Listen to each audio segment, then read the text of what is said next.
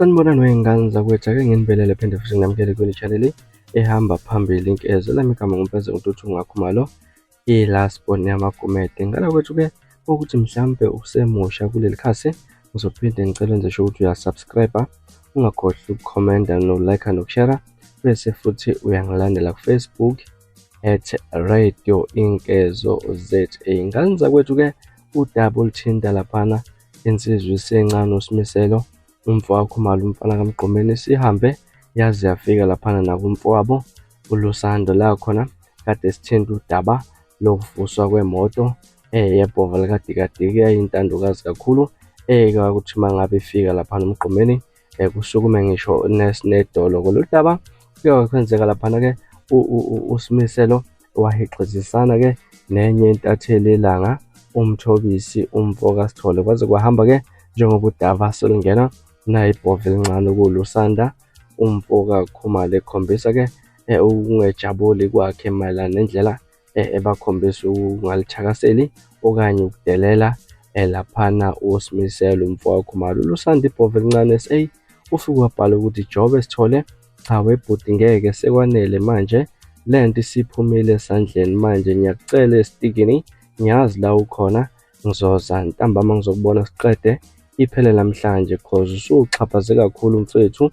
Manje wena ukude eGoli ukuthi ungasuka khona usukele wena, khona mina ngingasheshe ngiqede indaba yakho khona namhlanje, ayidibani iphele le ndaba, sekuphele yona inhlonipho manje ngoba niyasukela. Waseza-ke kuSimomoza nakhona-ke wasekhwela futhi uyadilika. Umbhala afike wathi ubhekeni wensizwa uSimomoza, wensizwa cha nawe inkulumo yakho bhuti angiyifundisisanga kahle, kahle ngaqeda uyabheda nje. Iqiniso lilodwa olukhulumile ukuthi-ke uma umculo kubalulekile ukuthi usebenze bengakunakile. Mina nje lento uyibhekise kumfowethu kanti lapho kuyabheda, akushiwo kumuntu omdala lokho, kodwa-ke sengikushila, angifuni phela nami ngiyakwethu ingane niyambhedela nonke nje cause okokuqala yini nathi nifisa ukulungisa imoto kababa ngoba sekuphosta isithombe sayo jikijiki, nafuna i-akhawunti anofaka kuyona imali, masikhona isizodliwa leyo mali, sesizoyidakwa kanjani-ke futhi noma befuna ukubona isibongo sithi Khumalo ukuze nizofaka nikhululeke imali bese simthatha lowo muntu cause sibiza izibongo zasekhaya komama sonke.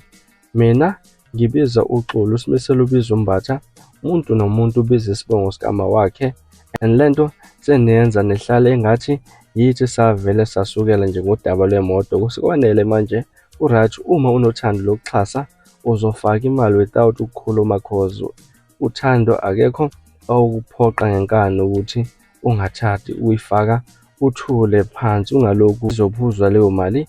Ngiyafisa abantu beke be-understand nokuthi sabantu asifani, nendlela esibona ngakhona izinto ayifani. So umfethu indlela abuye aphendule ngayo indlela naye yazwela ngakhona, ungumuntu uyashesha ukuzwela, futhi-ke inhlamba uziqale manje akufani nathi saziqala ngo-2012. So ngicela nimiyekeni phansi umfowethu, ngiyacela-ke ikhuluma le nsizwa ifake khona laphana-ke isithombe sikaMthobisi uJobe, kanjalo nensizwa uSimomoza obhekene uMaskandi. Ngane zakwethu luya ngokushuba udaba, ngifuna ukuzwa ukuthi uthini okwakho ukuphawula ngalolu daba olufana nalolu. Mina ngila sponsor engivuma nje lo ingane zakwethu-ke, kodwa ngiyathembisa ukuthi ngiyabuya futhi nezinye ezilandelayo kwe-video elandelayo. Kwakho ukusubscribe, nisiphathe kahle, nibe nosuku olumnandi, nginithanda kakhulu.